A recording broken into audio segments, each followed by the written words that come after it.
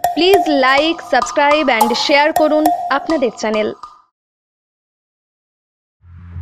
DVC জল ছাড়ার ফলে বাংলার বিস্তীর্ণ এলাকা জুড়ে বন্যার পরিস্থিতি তৈরি হয়েছে।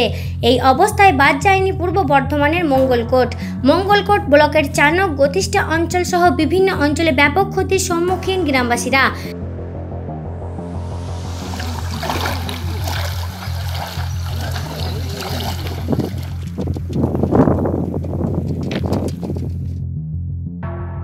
বিগত এক সপ্তাহ ধরে চাষযোগ্য জমির উপর দিয়ে ক্রমাগত জল বয়ে চলেছে।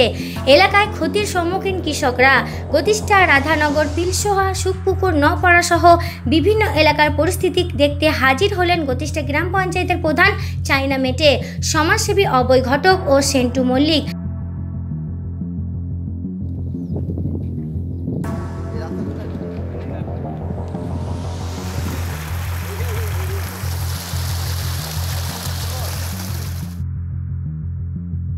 এলাকার গ্রামবাসীদের দাবি, বিস্তীর্ণ এলাকা জুড়ে যে ক্ষতির সম্মুখীন হয়েছে তার সমাধানের জন্য সরকার দৃষ্টি দিলে খুব ভালো হয়। বিস্তীর্ণ এলাকা জুড়ে তো জল আমি দেখতে পাচ্ছি, কবে থেকে জল এসেছে? আজকে 6 দিন হচ্ছে, 6 দিন 6 রাত। এখন কি জলের পরিমাণটা কি কমেছে বলে মনে হচ্ছে? এখন একটু জলের পরিমাণ কমেছে। তো এই যে বিস্তীর্ণ এলাকায় চাষবাস হয়েছে বা নতুন রাস্তাও দেখলাম, কিরকম পরিস্থিতি আছে? রাস্তা হতে চলেছিল, এক বছরে দ্বিতীয়বার রিপিট হয়ে গিয়েছে। এদিকে জানেন 200-500 বিঘে জমি, একবার মাহাতা থেকে, ঝাড়ুল থেকে, গোপালপুর থেকে গদিষ্ঠ পর্যন্ত, গদিষ্ঠ অঞ্চলের জমি তো মাহাতা, নপাড়া একদম পরিষ্কার শেষ। এখন কি চাইছেন আপনারা? এখন এবার সরকারের সহযোগিতা যদি কিছু পাওয়া যায় তাহলে মানুষ বাঁচতে পারবে। এখন যেখানে দাঁড়িয়ে আছেন তো এটা প্রায় 1 হাঁটু জল। হ্যাঁ, এখানে জল। এই যে এলাকায় যে বিস্তীর্ণ এলাকায় জলে পরিপূর্ণ, কবে থেকে এরকম পরিস্থিতি হয়েছে? এটা বিশ্বকর্মা পুজোর রাত থেকে হয়েছে, মঙ্গলবার থেকে। এখানকার পরিস্থিতি খুব খারাপ আমাদের গদিষ্ঠ অঞ্চলের মধ্যে। এখানে নপাড়া, পাশাপাশি ভিনভিনি, গদিষ্ঠা, সুখপুকুর, মিরেকপাড়া, মানুষের খুবই দুর্ভাগ্য। মাঠের বিরাট একটা অবস্থা খারাপ, চাষিদেরও। আমাদের যেখানে রাস্তাঘাট নতুন হয়েছে সেগুলো সব ভেঙে গেছে, এখনও কুনুরে জলে বাঁধ ভেঙে গেছে, কুনুরে জল ঢুকছে। এই যে এরকম পরিস্থিতি, তো প্রশাসনের তরফ থেকে কীরকম পদক্ষেপ দেখতে পেয়েছেন?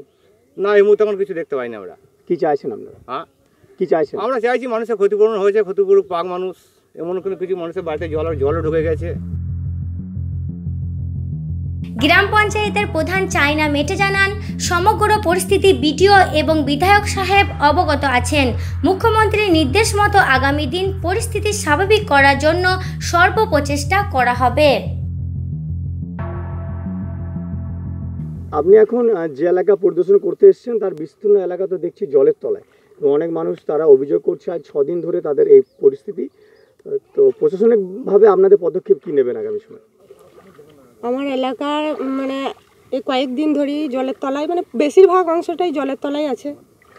তো সমস্ত জায়গায় দেখার পর আমি বিডিও সাহেব এবং আমাদের বিধায়ককে জানিয়েছি এবং ওনারা যা ব্যবস্থা করবেন। ভাদ্র মাসের যেদিনে শেষ তারিখ, সেই দিন থেকে গোটা অঞ্চলটায়, সমগ্র অঞ্চল বিস্তীর্ণ জায়গাতে বন্যার জল ঢুকেছে এবং বিস্তীর্ণভাবে এখানে ফসলের ক্ষতি হয়েছে এবং বেশিরভাগ ফসল শুধু ধান তো বটেই এবং সবজি ফসলও এখন জলের তলায়।